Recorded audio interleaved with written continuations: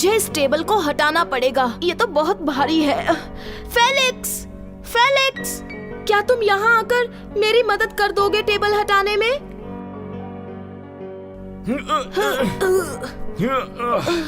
ये बहुत भारी है, इसे हटाना बहुत मुश्किल है। पापा, पापा, क्या आप हमारी मदद करेंगे? ओह, हाँ हाँ, क्यों नहीं। थोड़ा हटो। अब सब एक साथ जोर लगाएंगे। 1, 2, 3, धक्का दो।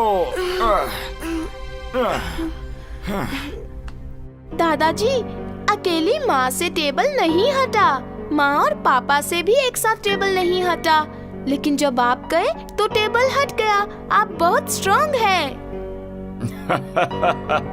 ऐसा बिल्कुल नहीं है साशा। लेकिन दादाजी, टेबल तो आपके जाने पर ही हटा ना। ठीक है, मैं एक कहानी सुनाता हूँ। ये कहानी सुनेंगे।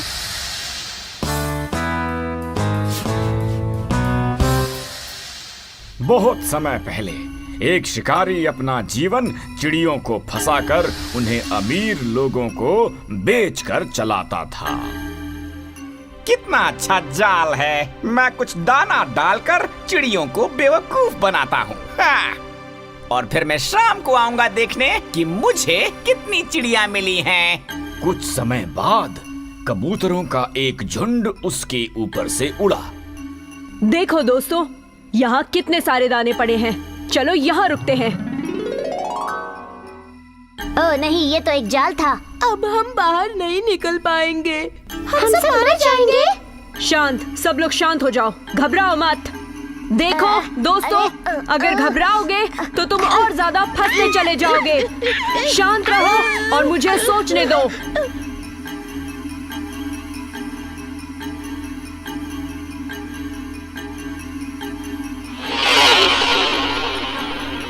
ठीक है, मैंने कुछ सोचा है। जब तुमने अकेले अकेले उड़ने की कोशिश की तो तुम नहीं उड़ पाए। जाल ने तुम्हें पीछे खींच लिया। लेकिन अब कुछ और तरीका अपनाते हैं। ओह, शिकारी आ रहा है। अब वक्त नहीं बचा है। जब मैं 3 तक गिनूं, सबको एक साथ उड़ना होगा। पूरी ताकत से अपने पंख खोलकर। 1, 2, 3।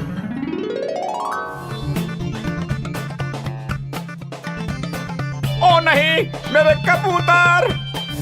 अरे ये क्या? वो तो मेरा जाल भी लेकर गए। तो इस तरह कबूतर शिकारी से बच गए। लेकिन दादाजी, कबूतर जाल से बाहर कैसे निकले? ओह, बहुत आसान था। उनकी दोस्ती चूहों के एक झुंड से थी। उन्होंने थोड़े से ही वक्त में जाल काट दिया। कितनी अच्छी कहानी है दादाजी। हाँ, कबूतर ये अकेले अकेले नहीं कर सकते थे। वो बच गए क्योंकि उन्होंने मिलकर काम किया। ओह, इसलिए टेबल हटा पाए। आप तीनों ने मिलकर ऐसा किया। हाँ मेरे प्यारे बच्चों, एकता में शक्ति है।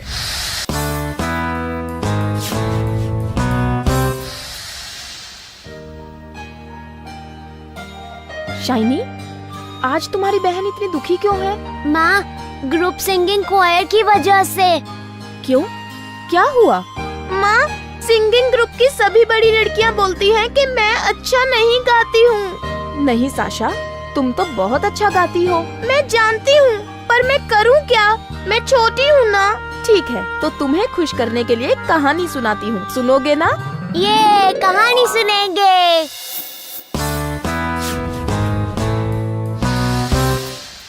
एक बार की बात है, जंगल में एक मेमने को नदी किनारे एक बोट मिली। वाओ, ये तो बोट है। ये ज्यादा मजबूत बोट नहीं है, लेकिन ये काफी है। मैं इससे नदी पर घूमने जाऊंगा।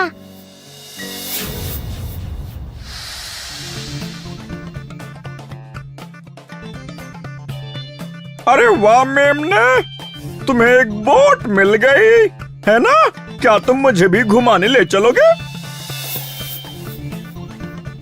ले चलो ना प्लीज। नहीं। क्या कहा तुमने? कुछ नहीं। ठीक है, तुम बैठ सकते हो। तो फिर चलो शुरू करते हैं।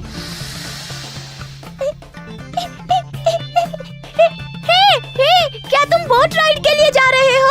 मुझे भी ले चलो।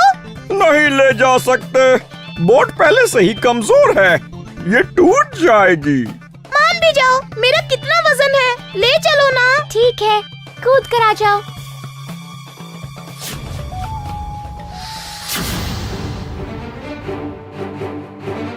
देखा तुमने क्या कर दिया? तुमने बोट को तोड़ दिया। मैंने तुम्हें पहले बोला था ना मैम ने। अब कुछ बोलोगे? वैसे हाँ चूहे, ये बोट तुमने ही तोड़ी है।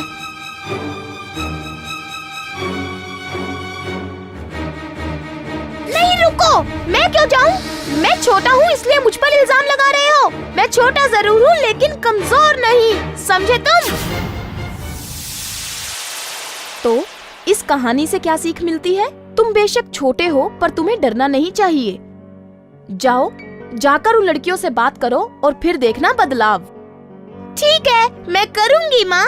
तो चलो अब हंस दो, मैंने तुम दोनों के लिए कुकीज बनाई हैं।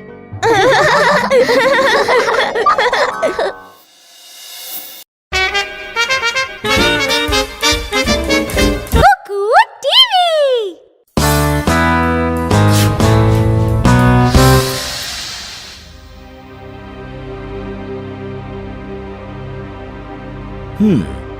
क्यों हंस रहे हो शाइनी और साशा?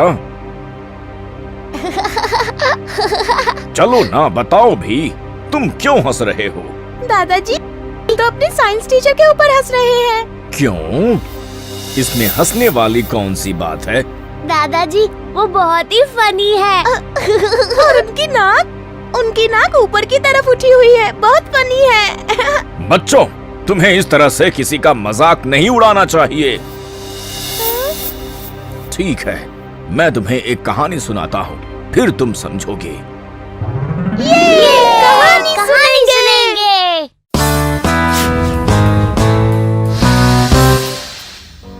एक बार एक बूढ़ा गधा था जो अपने 2 पोतों के साथ रहता था, पोपो और कोको। बच्चों, दरवाजे से बाहर मत जाओ। दादाजी बहुत ही डरपोक है। हाँ, कितने डरपोक हैं। जब भी वो गुस्सा करने की कोशिश करते हैं, मुझे तब भी हंसी आती है। क्यों? उनके कान देखे हैं? हाँ, कितने फनी है ना। वही तो, तभी सब उन्हें क्लिपी बुलाते हैं। एक गधा, वो भी क्लिप्ड कान के साथ। इन टमाटरों का कितना हुआ? जो ठीक लगे दे दो भाई, तुम मेरे पास काफी सालों से आते रहे हो। अरे बच्चों, तुम किस बात पर हंस रहे हो? कुछ नहीं। नहीं, बताओ मुझे, तुम अपने दादा को देखकर हंस रहे हो ना? बताओ। कुछ नहीं अंकल, सच में कुछ नहीं। हंसने दो भाई, ये अभी बच्चे हैं। नहीं, ये बच्चे नहीं रहे, इन्हें पता होना चाहिए। क्या तुम्हें पता है कि तुम्हारे दादा के कान ऐसे क्यों हैं? क्योंकि ये तब हुआ जब वो तुम्हारी जान बचा रहे थे, समझ गए तुम? वो एक टाइगर था, तुम बहुत छोटे थे, उसने हमारे घर पर हमला किया। जितना मैं लड़ सकता था मैं लड़ा, लेकिन वो तुम्हारे माता पिता को ले गया। मैं मरते मरते बचा, लेकिन मैं उससे लड़ता रहा और तुम्हारी जान बचा ली। अब तुम्हें इन पर हंसते हुए कैसा लग रहा होगा? तो हमें कभी भी किसी के शरीर की बनावट पर नहीं हंसना चाहिए। हमें नहीं पता कि उनके साथ क्या क्या हुआ है। ओह, मैं अब से अपनी साइंस टीचर पर कभी नहीं हंसूंगा दादाजी। वैसे वो बहुत अच्छी टीचर है। मैं भी नहीं हंसूंगी दादाजी।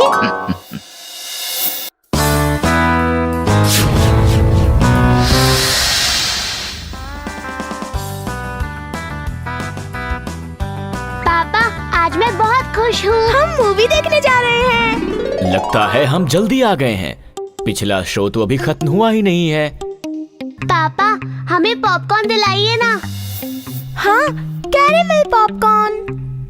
ओके, तुम दोनों यहाँ इन सीट्स पर बैठो, मैं तुम्हारे लिए पॉपकॉर्न लेकर आता हूँ। ये रहा तुम्हारे लिए शाइनी, और ये रहा तुम्हारे लिए साशा। ओ नहीं, मेरे पॉपकॉर्न। रो मत, तुम शाइनी के साथ शेयर कर लो। वैसे भी मैंने बड़ा पैक खरीदा है, तुम अपनी बहन के साथ शेयर करोगे, है ना? पापा आप उसे दूसरा ला दीजिए ना। ओह अच्छा, तो तुम शेयर करना नहीं चाहते, तो ठीक है, मैं तुम्हें एक कहानी सुनाता हूँ।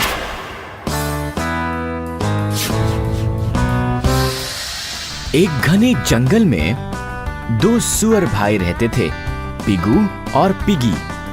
वो एक दूसरे के पड़ोस में ही रहा करते थे। हम दो है प्यारे पिग, हम दो है प्यारे पिग, हम रहते हैं साथ साथ, हम रहते हैं हमेशा खुश। पर सब कुछ वहाँ ठीक नहीं था। पिगू अमीर था और उसका घर बड़ा था। पिगी गरीब था और उसका घर छोटा था। एक शाम की बात है, बाहर बहुत ठंड थी। पिगू के पास कोट था और पिगी के पास नहीं। पिगी कांपने लगा था। तुम इतना कांप क्यों रहे हो पिगी? मुझे ठंड लग रही है पिगू, क्या तुम अपना कोट शेयर करोगे मुझसे? ये बहुत ही बेवकूफाना आइडिया है। किसी ने आज तक कोट शेयरिंग के बारे में सुना है? चलो हम जल्द ही घर पहुंच जाएंगे और फिर सब ठीक हो जाएगा। उस रात एक भयानक तूफान उस जंगल में आया। वहाँ बहुत बारिश हुई, सब कुछ भीग गया। पिगी को उस दिन ठंड की वजह से बुखार हो गया था। वो बिस्तर पर ही रहा। लेकिन पिगू पर भी एक बड़ी मुसीबत आ गई थी। उसका घर खूबसूरत तो था लेकिन मजबूत नहीं। वो लकड़ी और शीशे का बना हुआ था और वो तेज बारिश में टूटने लगा।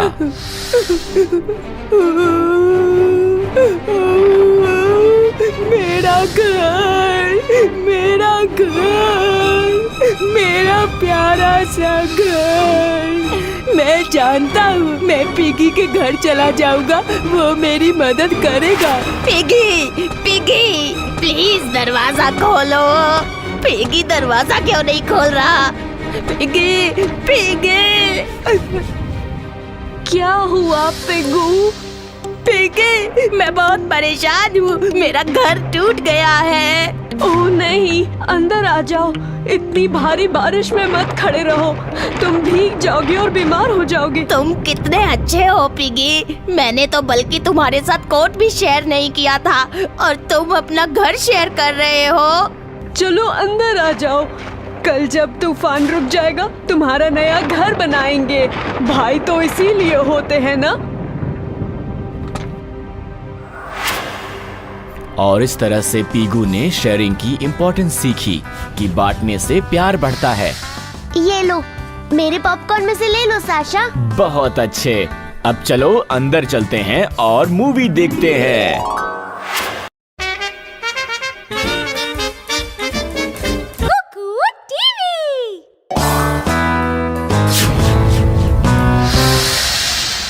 आज बहुत दिनों के बाद हम पार्टी के लिए जा रहे हैं फेलिक्स। आज तो बहुत मजा आएगा। हाँ, मैंने सुना है कि आज वहाँ बहुत अच्छा अच्छा खाना मिलने वाला है। खाना? मुझे कुछ भी नहीं खाना है। क्यों? क्या हुआ शाइनी? पापा, शाइनी ने आज दोपहर बहुत सारे जैम और चीज सैंडविचेस खा लिए थे। जैम और चीज सैंडविचेस?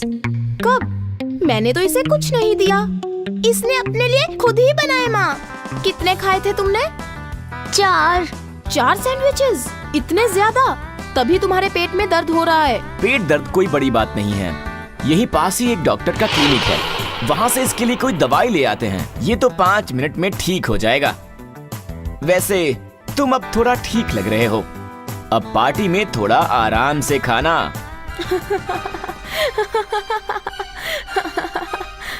आप हंस क्यों रही हैं माँ? इस बात से मुझे एक फनी कहानी याद आ गई।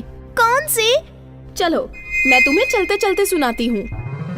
ये कहानी सुनेंगे।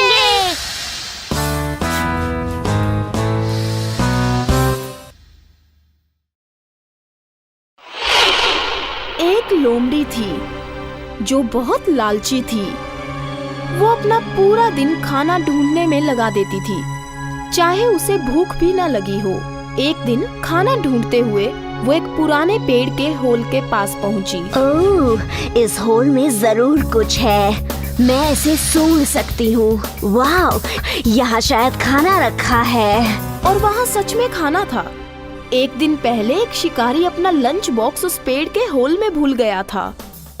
कितनी अच्छी किस्मत है, इंसानों का खाना टेस्टी होता है।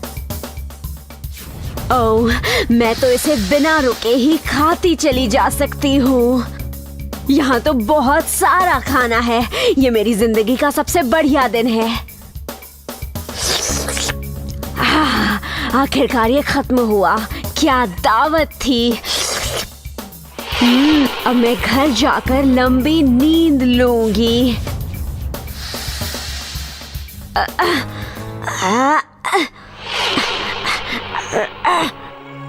ओह नहीं, मैं तो फंस गई।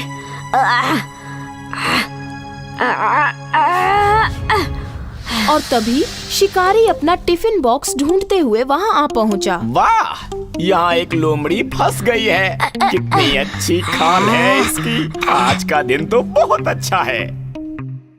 तो शिकारी ने उस लोमड़ी को पकड़ लिया और उसकी खाल को बेच दिया। दर्द भरी कहानी, लेकिन फनी भी। मुझे समझ आ गया माँ, हमें जितनी जरूरत है उतना ही खाना चाहिए। ये तो बहुत अच्छी कहानी थी और एक अच्छा सबक भी। लेकिन अब हमें अंदर चलना चाहिए और पार्टी का मजा लेना चाहिए। ये!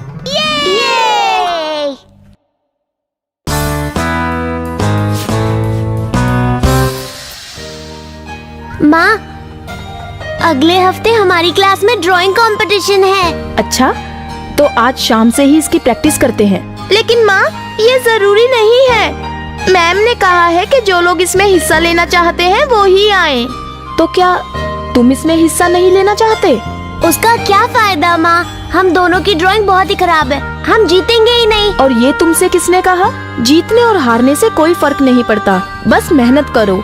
लेकिन माँ, कोई बहाना नहीं। इधर आओ, मैं तुम्हें कहानी सुनाती हूँ, तब तुम्हें समझ में आएगा। ये कहानी सुनेंगे।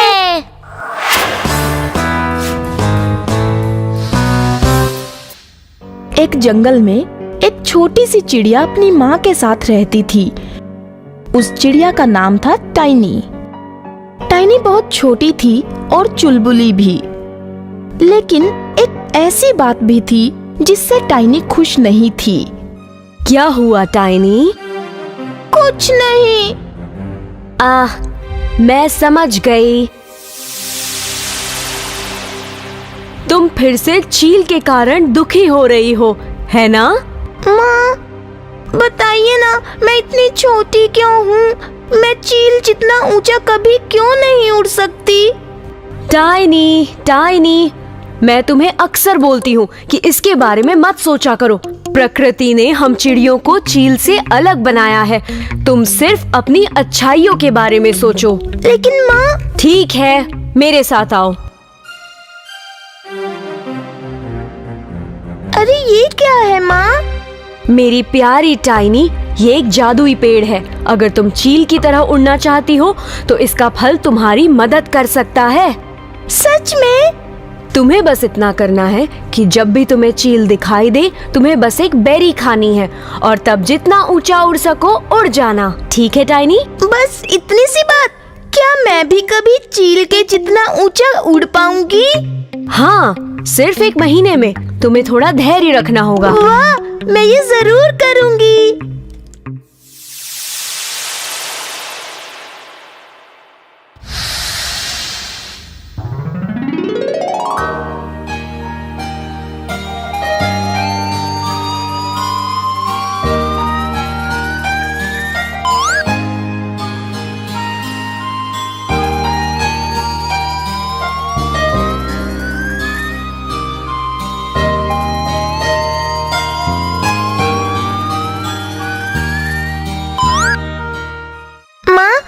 आज 1 महीना पूरा हो जाएगा। मैं ये कर पाऊंगी ना, है ना? हाँ, ऐसा होगा, तुम विश्वास रखो। ओह, ये रही चील। मुझे आशीर्वाद दो माँ, मैं बहुत ऊंचा उड़ूंगी, बहुत ऊंचा। मेरी शुभकामनाएं तुम्हारे साथ है टाइनी।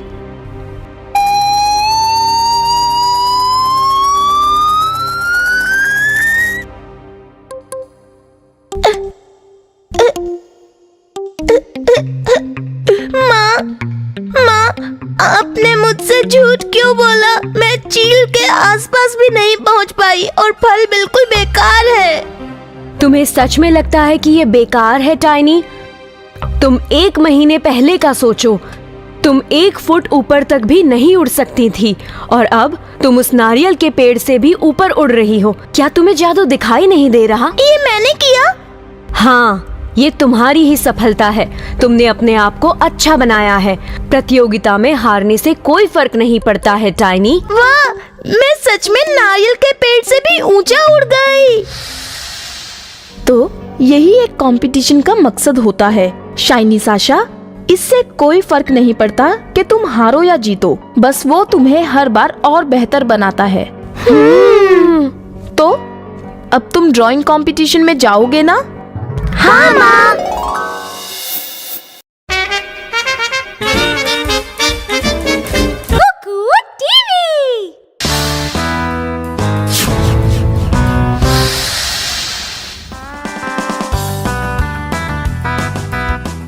माँ, इतने सारे पकवान। आज रात कुछ मेहमान आने वाले हैं। तुम्हारे अंकल और आंटी घर आ रहे हैं। वाह, आपने केक बनाया है। अब देखना साशा, माँ केक को चेरी से सजाने वाली है। नहीं बच्चों, आज केक पर कोई चेरी नहीं लगेगी। तुम्हारे अंकल चेरी नहीं खाते। पर ये तो ठीक नहीं है, ये तो हमारा केक है। ये ठीक नहीं है बच्चों। जब घर पर मेहमान बुलाते हैं तो हमें उनके हिसाब से तैयारी करनी चाहिए, समझ गए? हाँ? ठीक है, जाओ वहाँ बैठो, मैं कहानी सुनाती हूँ। ये कहानी सुनेंगे।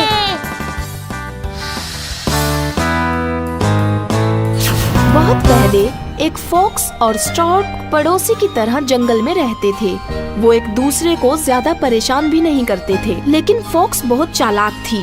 वो दूसरों के साथ चालाकियाँ करती थी। एक दिन उसने स्टॉर्क को परेशान करने का सोचा।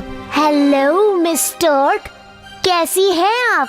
मैं ठीक हूँ मिस फॉक्स, आप कैसे हैं? बढ़िया, बहुत बढ़िया। असल में मैं आपको अपने घर पर इनवाइट करने के लिए आई हूँ। बहुत बढ़िया। मुझे आज तक किसी ने इनवाइट नहीं किया। पर ओकेजन क्या है? मेरे जन्मदिन पर मेरे सभी जानने वाले वहाँ होंगे। क्या आप आएंगी? मुझे बहुत अच्छा लगा, मैं पक्का आऊंगी। जरूर आना, मैंने चिकन सूप बनाया है।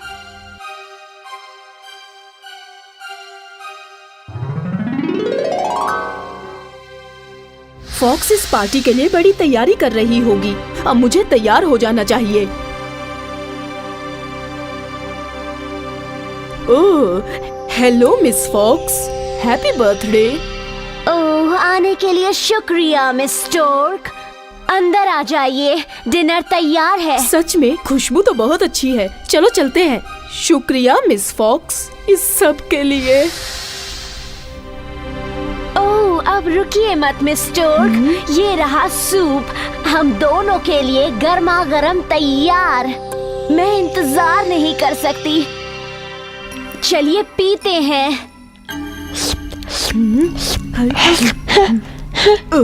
इस चालाक फॉक्स ने मुझे बेवकूफ बनाया है। मैं कितनी बेवकूफ हूँ ना। कुछ दिनों बाद स्टॉर्क का जन्मदिन था। ओह, हेलो मिस स्टॉर्क। हाय, मैं आपको अपनी बर्थडे पार्टी के लिए यहाँ इनवाइट करने आई हूँ। मेरे कुछ रिश्तेदार और आप। अगर आप आएंगी तो बहुत अच्छा लगेगा। ये स्टॉर्क कितनी बेवकूफ है। मैंने इसे इतना बड़ा बेवकूफ बनाया, तब भी ये यहाँ आई है। ओके, इस बेवकूफ से थोड़ा और मजा लिया जाए। ओह जरूर, बहुत ही खुशी से मैं आऊंगी।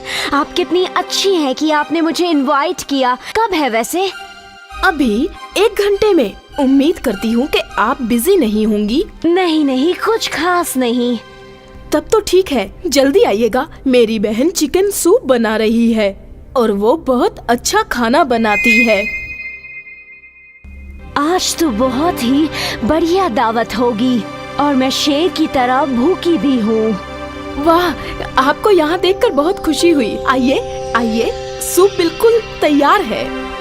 कितनी अच्छी खुशबू है। इस सूप की खुशबू तो मेरे घर तक आ रही थी, सच में।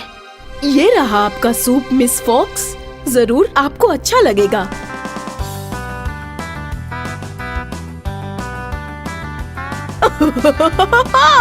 ओह, क्या हुआ मिस फॉक्स? चालाक स्टोर्क। अच्छा होगा अगर मैं बड़ी बेवकूफ बनने से पहले ही निकल जाऊं। ओह मिस स्टोर्क, मुझे याद आया कि मैं स्टोव पर कुछ रखकर भूल गई हूँ। मैं अभी घर जाकर बंद करके आती हूँ। एक्सक्यूज मी, एक्सक्यूज मी।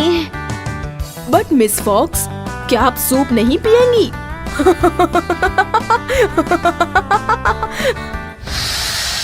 तो अगर हम अपने मेहमानों के बारे में नहीं सोचेंगे तो वो हमारे बारे में क्यों सोचेंगे जब हम उनके घर जाएंगे?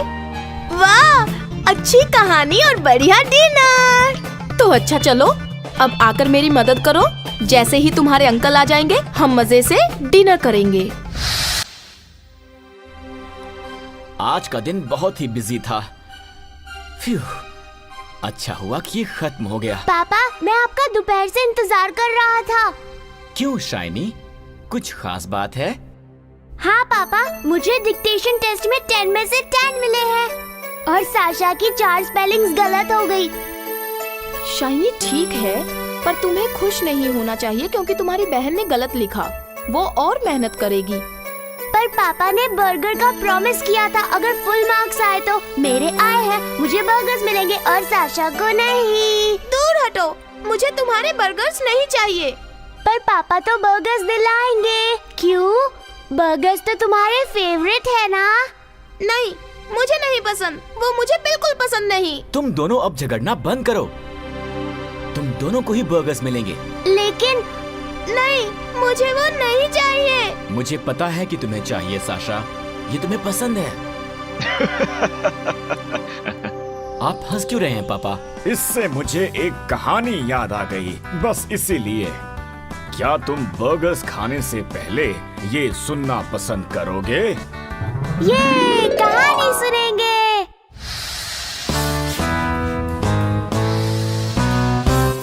एक बार जंगल में बहुत दूर एक लोमड़ी रहती थी जिसे अच्छी अच्छी चीजें खाना पसंद था। वो बहुत बड़ी लालची थी और हमेशा टेस्टी खाना ढूंढती रहती थी। एक दिन उसे अंगूरों के गुच्छे पेड़ पर लटके हुए दिखे। कितने अच्छे अंगूरों के गुच्छे हैं। मेरे मुंह में पानी आ रहा है। मुझे इन्हें खा कर देखना चाहिए। अंगूर तुम मेरे हो। बहुत ऊंचाई पर हैं, लेकिन इतने अच्छे अंगूर खाने के लिए मुझे मेहनत तो करनी ही पड़ेगी। ये तो कुछ ज्यादा ही ऊंचाई पर हैं। मुझे थोड़ी और कोशिश करनी चाहिए।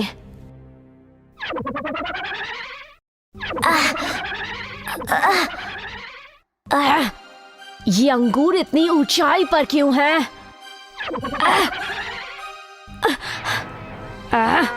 मुझे ये अंगूर नहीं चाहिए। वैसे भी अंगूर खट्टे होते हैं। तो अब तुम्हें समझ में आ गया होगा कि मैं हंस क्यों रहा था। हाँ, लोमड़ी ने कहा कि अंगूर खट्टे हैं क्योंकि वो उन्हें तोड़ नहीं पाई थी। ऐसा ही होता है मेरे प्यारे बच्चों। जो चीजें हमें मिल नहीं पाती उसके बारे में हम गलत ही बोलते हैं। क्या ऐसा ही है साशा? तो ठीक है, साशा अगली बार और अच्छा काम करेगी, लेकिन फिलहाल कम ऑन, सब तैयार हो जाओ, हम बर्गर्स खाने जा रहे हैं। कैसे हो बच्चों? ये तुम क्या खेल रहे हो? ओह, स्कूल। एकदम से स्कूल में दिलचस्पी कैसे आई शाइनी? दादाजी, शाइनी को क्लास का मॉनिटर बनाया गया है। ओह मॉनिटर, बहुत बढ़िया शाइनी, तुम बहुत अच्छे मॉनिटर बनोगे। हाँ दादाजी, और सबसे अच्छी बात है कि क्लास में सब मुझसे डरेंगे। तुमसे डरेंगे? पर क्यों? क्योंकि मैं मॉनिटर हूँ ना। सब मुझसे डरेंगे क्योंकि अगर कोई गलती करेगा तो मैं उनकी शिकायत टीचर से कर दूंगा। ओह, मुझे लगता है कि तुम्हें ये कहानी सुननी चाहिए बच्चों। क्या तुम्हारे पास वक्त है? ठीक है, तो बैठ जाओ। ये कहानी सुनेंगे।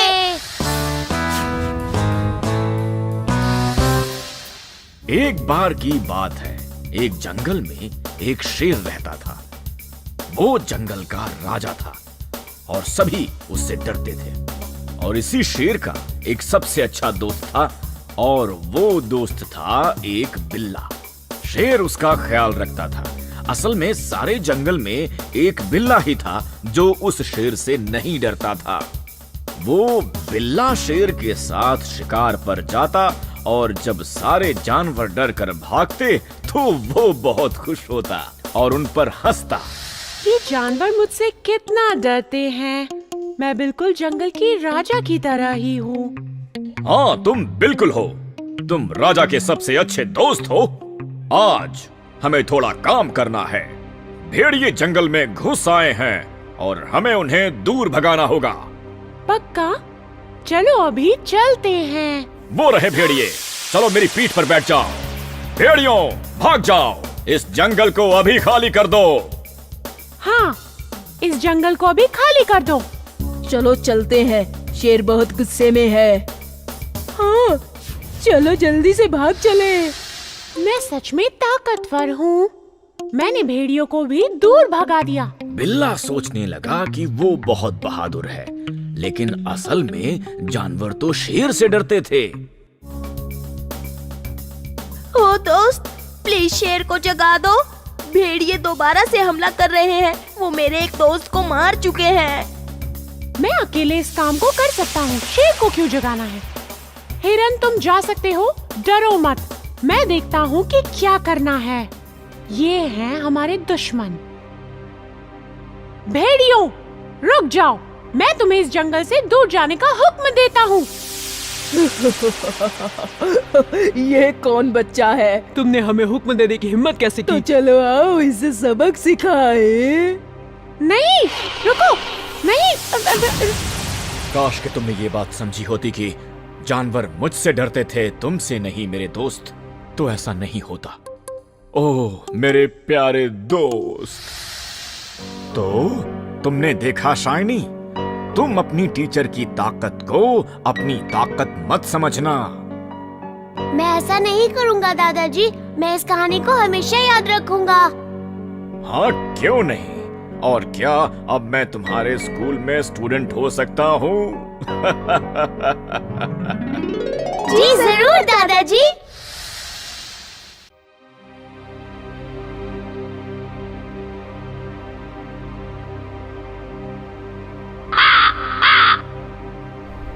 शू, शू। उड़ जा कौवे, उड़ जा। उड़ जा कौवे, मुझे नहीं पसंद हो तुम। शू शू। लो, मैंने उसे उड़ा दिया। तुमने उस कौवे को उड़ा क्यों दिया बच्चों? माँ, कौवे बहुत गंदे होते हैं। उनकी आवाज भी गंदी होती है। लेकिन ऐसा कहना अच्छी बात नहीं है साशा। तुम्हें सिर्फ किसी को देखकर कुछ नहीं बोलना चाहिए। पर क्या ये सच नहीं है माँ? नहीं, ऐसा नहीं है। कौवे खूबसूरत पंछी है। जरा पास से देखो उन्हें। देखो कितने चमकदार पंख और चोंच है उनकी। उनकी आंखें कितनी सुंदर होती हैं। माँ, लेकिन कल मैंने एक कौवे को सड़क पर चूहा खाते हुए देखा था। वो बहुत गंदा था। लेकिन वो उनका स्वभाव है। भगवान ने उन्हें ऐसा ही बनाया है। इसमें उनकी गलती नहीं है। अच्छा, मैं एक कहानी सुनाती हूँ, तब तुम समझोगे कि कौवे कितने समझदार होते हैं बच्चों।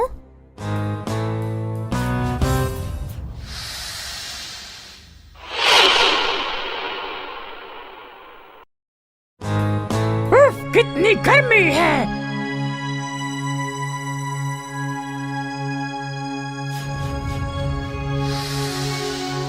वाह, वहाँ थोड़ा पानी है उस मटके में, जैसा कि मुझे चाहिए इस गर्मी में।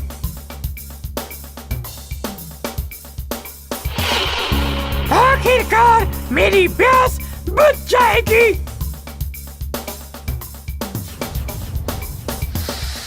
ये क्या? मुझे कहीं भी पानी नहीं मिला। और यहाँ पर पानी मिला, पर मैं पी नहीं सकता। कितनी खराब किस्मत है।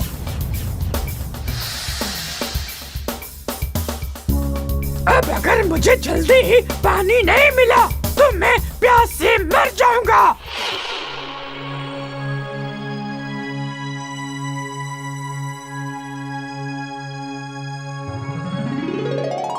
समझ गया, मैं समझ गया मुझे क्या करना है।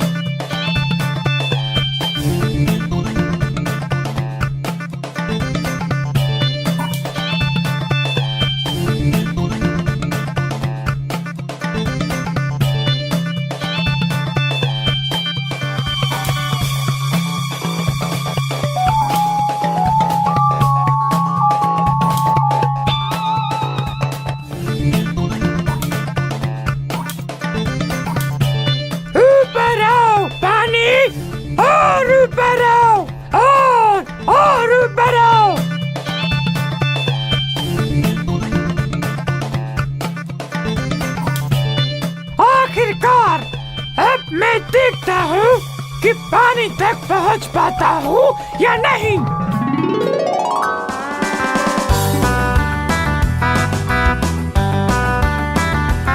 मैं बहुत खुश हूँ, मुझे सही वक्त पर सही आइडिया मिल गया।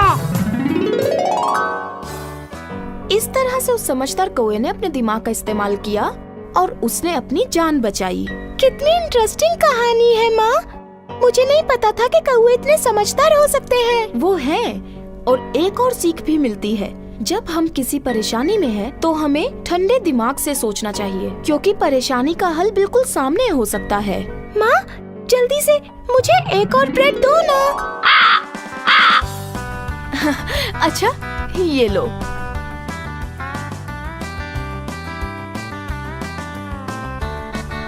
देखा, तुमने नया दोस्त बना लिया, और वो भी एक समझदार दोस्त।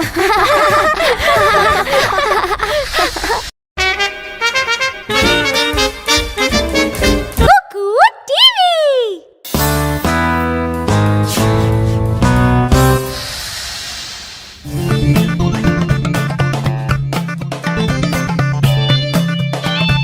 दादाजी, क्या हम एक मोर पाल सकते हैं?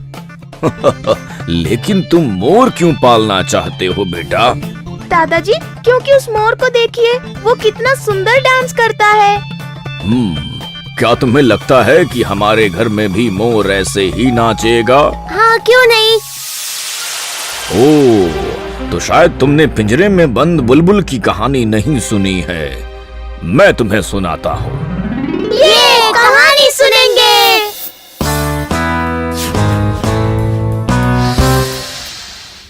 बहुत पहले की बात है, एक बुलबुल एक जंगल में रहती थी। कोई भी उसे देख नहीं पाता, लेकिन हर रात वो उसके खूबसूरत गीत सुन पाते थे।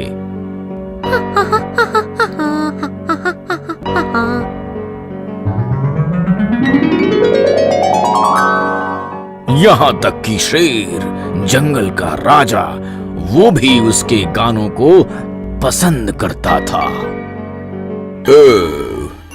ये पक्षी कितना सुंदर गाती है। सच में ये पक्षियों का राजा है, और एक राजा को एक महल में रहना चाहिए, ना कि जंगल में। ये हम कैसे कर सकते हैं राजा? आज तक किसी ने भी इस बुलबुल को नहीं देखा है। ये नहीं हो सकता। जाओ, उल्लुओं को भेजो, वो भी रात के पंछी हैं। वो इस पंछी को थोड़ी देर में ही ढूंढ कर ले आएंगे। जी राजा जी। और जब उसे पकड़ लो तो उस बुलबुल को महल में ले आना। और इस तरह से शेर ने उल्लुओं को इस बुलबुल को पकड़ने के लिए जंगल में भेज दिया। कुछ रात ढूंढने के बाद आखिरकार बुलबुल को पकड़ लिया गया, उसे बंदी बना लिया गया, और वो उसे पकड़ के एक सोने के पिंजरे में शेर के पास लेकर आए। जानवरों, आज से ये पक्षी महल में ही गाएगा, न कि जंगल में। एक महल ही इसके रहने की सही जगह है। सेनापति, पक्षी को गाने के लिए कहो।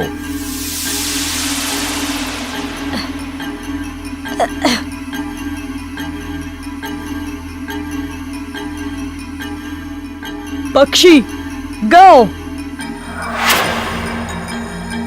मैं तुम्हें गाने का हुक्म देता हूँ।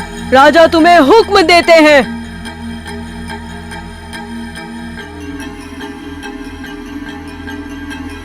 पक्षी, अगर तुमने नहीं गाया तो तुम्हें इसकी सजा मिलेगी।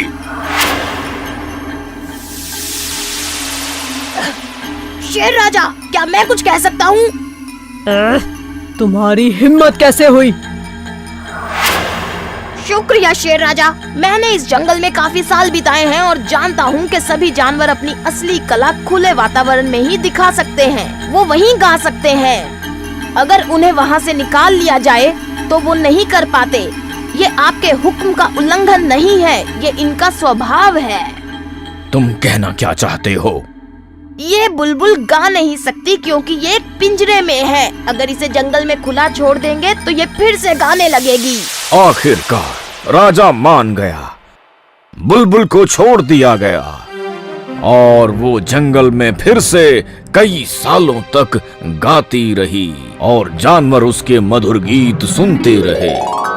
तो तुमने देखा, हमें किसी कलाकार के काम में दखलंदाजी नहीं करनी चाहिए। हाँ दादाजी, मैं यही आऊंगा जब भी मुझे मोर को नाचते हुए देखना होगा। क्या हम फिर से अगले हफ्ते आ सकते हैं?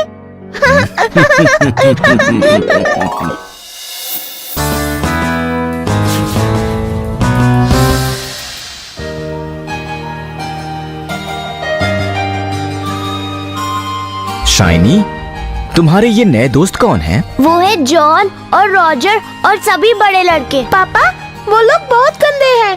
मुझे वो बिल्कुल पसंद नहीं। ओह, थोड़ा ध्यान से रहना शाइनी। लेकिन मैं हूँ, मैं कोई शरारत नहीं करता, चाहे वो करे या नहीं।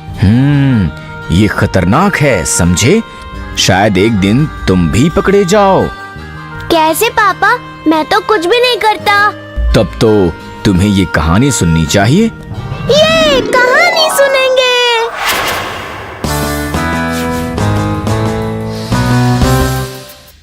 बहुत पहले एक छोटा सा मेमना रहता था जिसका नाम था ल्यूक। ल्यूक बहुत ही मासूम था और वो पूरे दिन अपने भाई जॉर्ज के साथ इधर उधर खेलता रहता। लेकिन वो अकेला था, इसलिए वो फार्म के बड़े बड़े कुत्तों को अपना दोस्त बना लेता। ओह, मेरे दोस्त आ गए। मुझे जाना है जॉर्ज। क्या तुम आज भी उन कुत्तों के साथ जाओगे ल्यूक?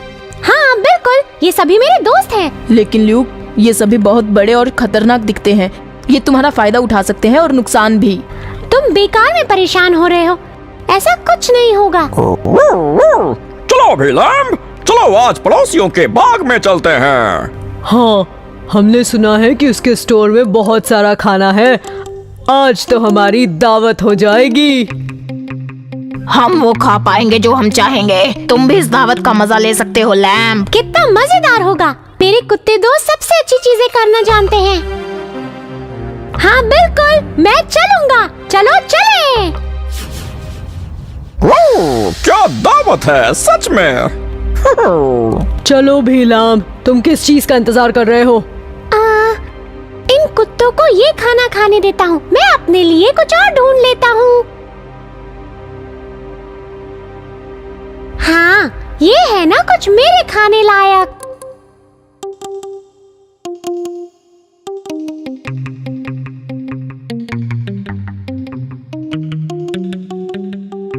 चोर, वो रहे चोर।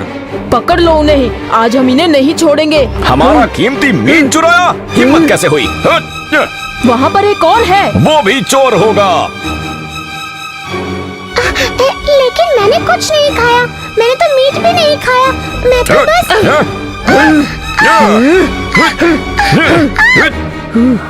तो इस तरह बेचारे मेमने को अपने दोस्तों के बुरे कामों की सजा भुगतनी पड़ी।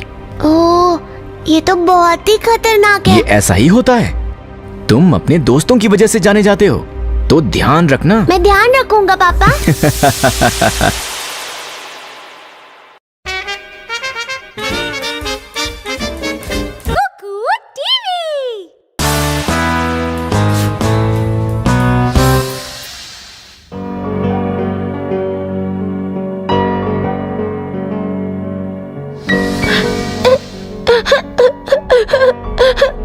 दादाजी, देखिए क्या हुआ, मेरी घड़ी टूट गई। बस इतना ही? ये तो छोटी सी बात है, हम नई घड़ी खरीद लेंगे। नहीं, मुझे यही चाहिए, ये घड़ी मुझे बहुत पसंद है। तुम्हें अपनी नई घड़ी भी पसंद आएगी। चलो, मैं तुम्हारा मूड ठीक करने के लिए एक कहानी सुनाता हूँ। ये कहानी सुनेंगे।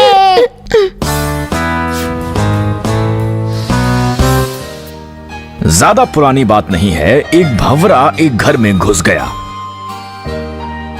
कितना बड़ा घर है। वाओ, ये क्या है? वाओ, मैंने ऐसा फूल कभी भी नहीं देखा है।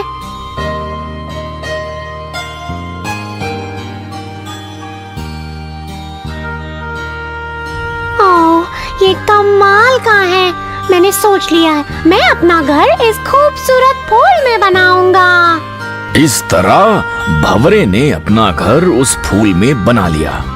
वो उस पीली रोशनी का मजा लेता रहा जो उन कोमल पंखुड़ियों से निकल कर आती थी, और वो उन कोमल पंखुड़ियों पर सोता था।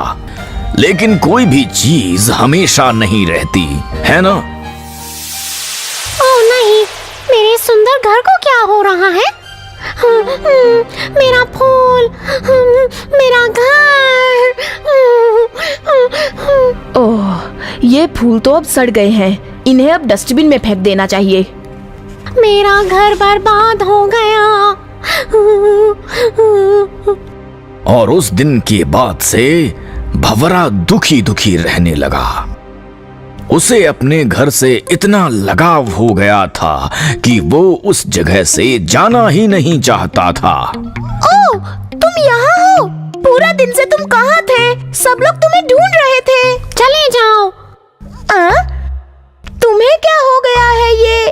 तुम्हें क्या फर्क पड़ता है? तुम जाओ। कोई फर्क नहीं पड़ता। अगर तुम्हारा कुछ खो गया है, तुम्हें उससे बड़ा और बेहतर मिल जाएगा।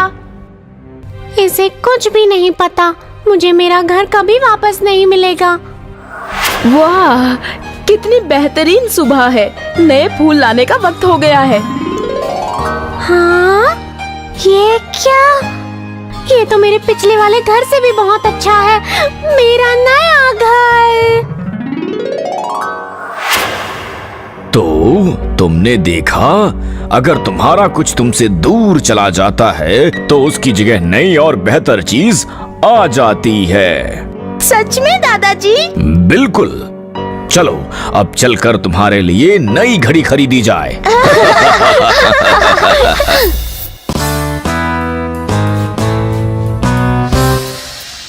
आप बहुत थके हुए लग रहे हैं दादाजी। हाँ शाइनी, आज मुझे बहुत काम करना पड़ गया। बहुत सारा काम दादाजी? हाँ, बहुत सारा काम। लेकिन दादाजी, आप इतना काम क्यों करते हो? इस उम्र में अब आपको आराम करना चाहिए। मैं इतना भी बूढ़ा नहीं जितना तुम सोचते हो। मैं अभी कुछ साल और काम कर सकता हूँ। लेकिन दादाजी। तुम्हारी इस बात ने मुझे एक कहानी याद दिला दी। क्या तुम सुनना पसंद करोगे? ये कहानी सुनेंगे। ये एक पास के गांव के खेत की बात है। किसी समय वो खेत बहुत हरा भरा था और उसमें बहुत फसल उगा करती थी। वो खेत एक बहुत ही मेहनती किसान का था। खेती के मौसम में वो बहुत फसल उगाता था और इसी मेहनत की वजह से उसने बहुत सारा पैसा भी कमाया और एक अमीर आदमी बन गया। लेकिन खेत में कोई था जो खुश नहीं था, और वो था एक केंचुआ, जिगली। ये तो बहुत ही गलत है। क्या गलत है जिगली? वो किसान क्या करता है? हम सारा काम करते हैं। तुम्हें पता है, अगर हम मिट्टी में छेद नहीं करेंगे तो क्या होगा? पानी इसमें बिल्कुल नहीं जाएगा और बिना पानी के फसल खराब हो जाएगी। तुम कहना क्या चाहती हो जिगली? तुम्हें पता है वो हमें क्या बुलाते हैं? किसानों का दोस्त, क्योंकि हम मिट्टी को उपजाऊ रखने में मदद करते हैं। तो तुम चाहते क्या हो? मुझे कुछ नहीं पता, लेकिन हम किसान के लिए कुछ ज्यादा ही कर रहे हैं और वो हमारी इज्जत भी नहीं करता। अब उसे सबक सिखाना ही पड़ेगा। तो भाइयों, यही है मेरी पूरी बात। ये किसान हमारा इस्तेमाल कर रहा है, लेकिन हमें क्या मिल रहा है? कुछ भी नहीं। हम कर भी क्या सकते हैं? बताता हूँ। जब कोई अपने मालिक से खुश नहीं होता तो वो काम करना बंद कर देते हैं। वो इसे हड़ताल कहते हैं। हड़ताल? हाँ। फसल का अगला मौसम शुरू होने वाला है। चलो काम बंद करें, फिर देखते हैं कि किसान क्या करता है। तुम्हें यकीन है? तुम मेरे साथ हो या नहीं? और इस तरह से वो केंचुए घंटों बातें करते रहे और आखिरकार उन्होंने जिगली का विचार आगे रखा और हड़ताल करने का फैसला किया। अगले ही दिन से उन्होंने काम करना बंद कर दिया। रुक जाओ, कुछ दिन के लिए इंतजार करो। दोस्तों, अभी मिट्टी में बिल मत बनाओ।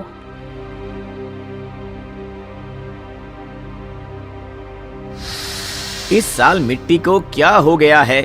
ये इतनी सख्त क्यों होती जा रही है? देखा, मैंने बोला था ना, किसान को इससे जरूर फर्क पड़ेगा।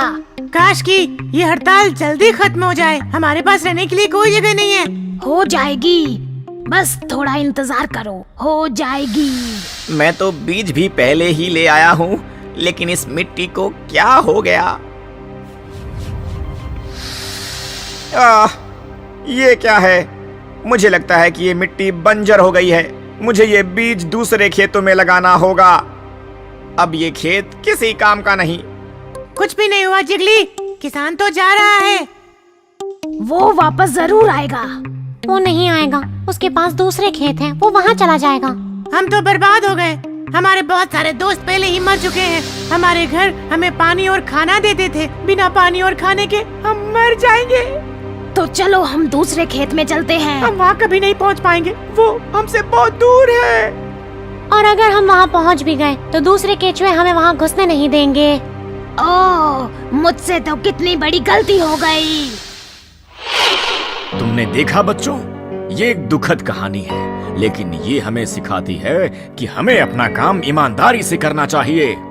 हाँ दादाजी। अगर हम अपना काम नहीं करेंगे तो कोई और करेगा और आखिर में हमें ही दुख उठाना पड़ेगा। हाँ, आलसी लोग उन बेवकूफ केंचुओं की तरह होते हैं। बिल्कुल, लेकिन हम आलसी नहीं हैं। तो चलो हम सब मिलकर अपना अपना काम करते हैं। और तुम्हारे काम से मतलब है तुम्हारे स्कूल का काम।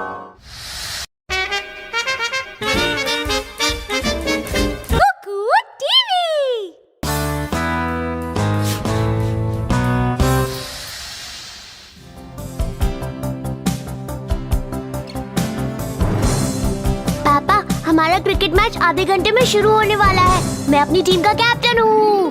तो हाँ, मुझे पता है तुम्हारी टीम बहुत अच्छी है, लेकिन तुमने चार्ली को क्यों नहीं लिया? चार्ली? पापा, क्या मजाक है? क्यों शाइनी, इसमें मजाक जैसा क्या है? आपने देखा है चार्ली को? वो कितना पतला है। लेकिन क्रिकेट खेल मजबूती का ही नहीं है। चार्ली योजना बनाने में बहुत अच्छा है। पापा, आपको कुछ नहीं पता। ठीक है, जैसा कि तुम्हारे पास थोड़ा वक्त है, कैसा रहेगा अगर मैं तुम्हें जल्दी से एक कहानी सुनाऊं? ये कहानी सुनेंगे।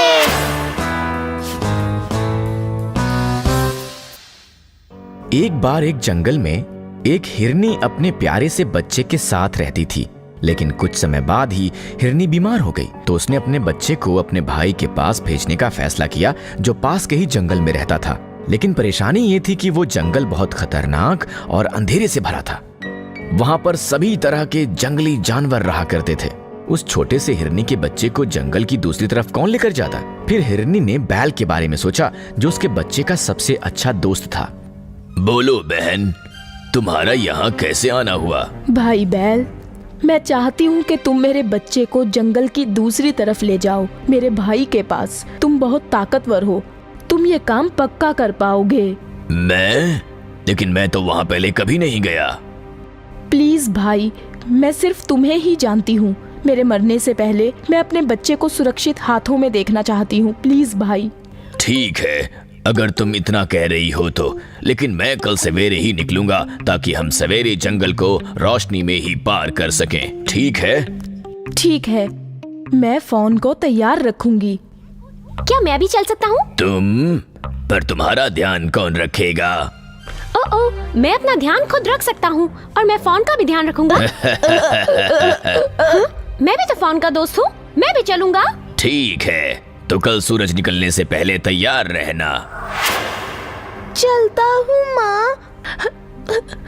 ठीक है बच्चे, मेरे बच्चे, खुश रहना। खरगोश, तुमने ये क्यों कहा कि तुम फोन के सबसे अच्छे दोस्त हो? फोन तुम्हारा सबसे अच्छा दोस्त कौन है? ये कैसे बता सकता है? क्या तुम इसकी तरह कमजोर जानवर को अपना सबसे अच्छा दोस्त बनाना चाहते हो? मैं तुम्हें सुरक्षित रख सकता हूँ, मैं तुम्हें बचा सकता हूँ। क्या हुआ बोल?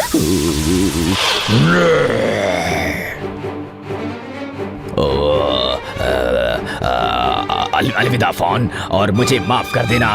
खुश रहना और अपना ख्याल रखना, ठीक है? ओह फोन, तुम यहाँ अकेले क्या कर रहे हो? तुम्हारे माता पिता और तुम्हारे परिवार के और भी हिरणों का झुंड उन पेड़ों के पीछे तुम्हारा इंतजार कर रहा है। चलो जल्दी आओ। ओह, हिरणों का झुंड।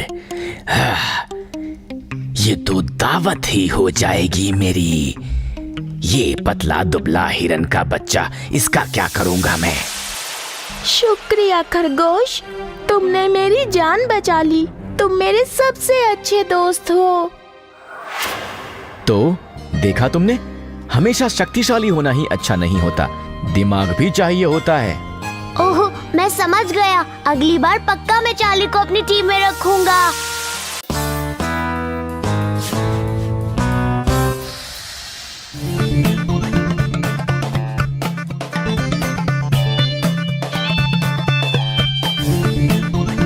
ये तो बहुत ही बेकार गेम था। हाँ, मैंने देखा, तुमने आखिरी ओवर बिल्कुल नहीं खेला। क्या फायदा दादाजी, हमें बहुत सारे रन चाहिए थे। सिर्फ 19 रन चाहिए थे। तुम्हें कोशिश करनी चाहिए थी। वो बिल्कुल नामुमकिन था दादाजी। लेकिन तुमने हार मान ली, ये गलत बात है। तुमने मुझे उन चींटियों की याद दिला दी। चींटियां दादाजी? हाँ, क्या तुम उनकी कहानी सुनना चाहोगे? ये कहानी सुनेंगे।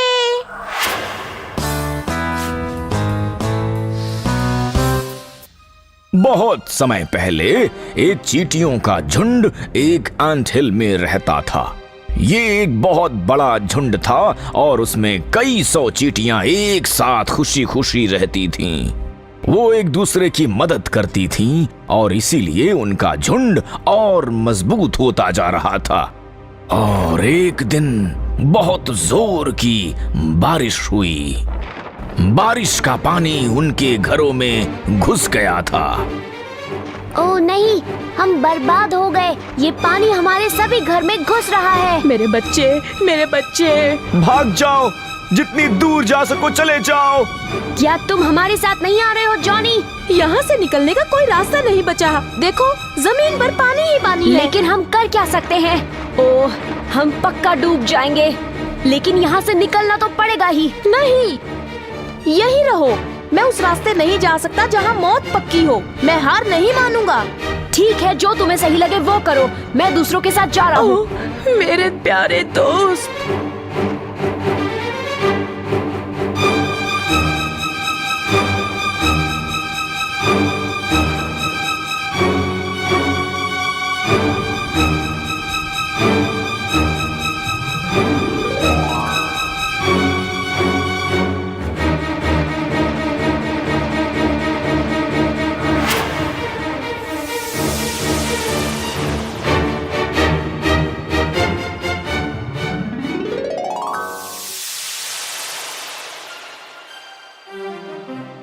अगर मेरे दोस्तों ने हार ना मानी होती तो वो आज मेरे साथ होते। तो तुमने देखा, हार मानने से किसी को कोई फायदा नहीं होता। हमें आखिरी वक्त तक कोशिश करते रहनी चाहिए। अब मैं समझ गया हूँ दादाजी। कल के मैच में मैं जीत कर दिखाऊंगा। आप देख लेना।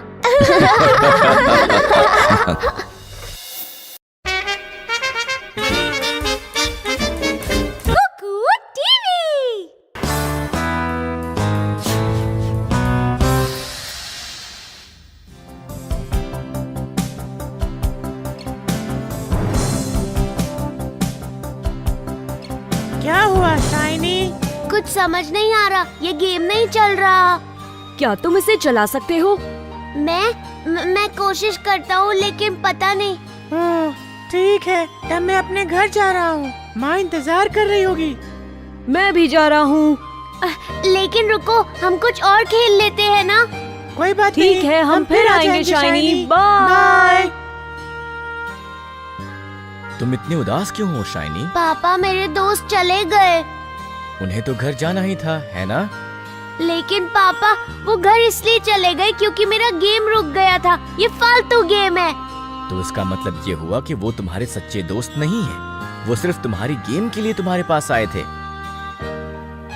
अब चलो, मैं तुम्हें खुश करता हूँ। मैं तुम्हें एक कहानी सुनाऊंगा। ये कहानी सुनेंगे।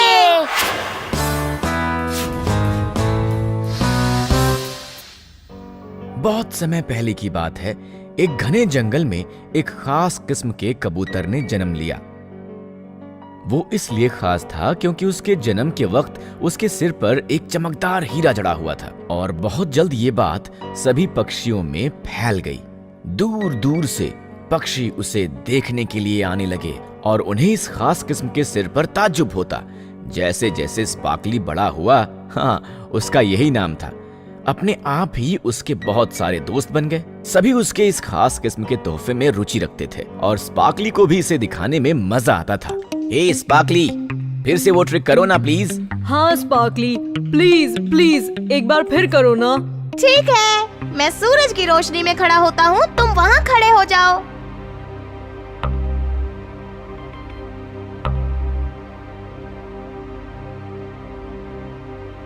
वाह, क्या बात है स्पार्कली, तुम तो बहुत कमाल के हो।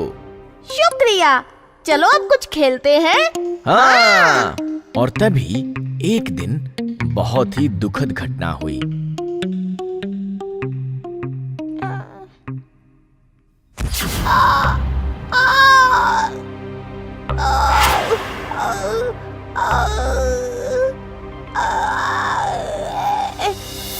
स्पार्कली, तो तुम यहाँ हो? तुम कितने तेज हो? रुको, ये क्या हुआ? तुम्हारा हीरा कहाँ है? पता नहीं कहाँ गया, शायद गिर गया। इसका मतलब तुम अब हमें अपनी ट्रिक दोबारा नहीं दिखा पाओगे? ये कैसे हो सकता है? इसका हीरा तो खो गया। तब तो ये बोरिंग होगा। लेकिन मैं तो अभी भी तुम्हारा दोस्त हूँ, है ना? हाँ, हाँ बिल्कुल। लेकिन अब हमें जाना होगा।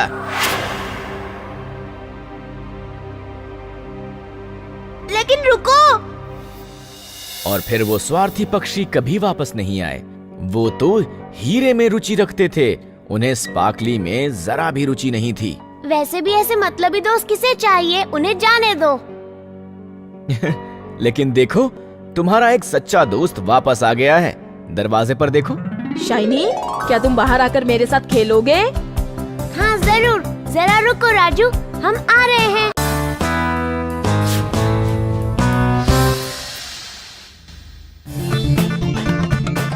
ये हॉर्टिकल्चरल गार्डन क्या होता है पापा? ये ऐसा गार्डन होता है जिसमें अलग अलग तरह के पौधे लगे होते हैं, साथ ही अलग अलग किस्म के फल और फूल। मुझे फूल पसंद है। और मुझे फल। वैसे तुम्हें ये दोनों चीजें यहाँ मिल जाएंगी, बहुत सारी हैं। कितने सुंदर फूल हैं। पापा, मेरी फोटो खींचो, हम माँ को दिखाएंगे। तो ठीक है, चलो खड़ी हो जाओ। पापा देखो कितना अजीब सा पौधा है ये। क्यों? ये तो बैम्बू है बेटा। लेकिन ये कितना अजीब है, ना फूल है ना फल है, बिल्कुल बेकार। हाँ पापा, उन्होंने सारी जगह इस बेकार से बैम्बू के लिए खराब कर दी। ओहो, तुम बच्चे तो बिल्कुल उदास बैम्बी की तरह बातें कर रहे हो। उदास बैम्बी? वो कौन है? तुम बैम्बी को नहीं जानते? तो ये कहानी सुनो। ये कहानी सुनेंगे।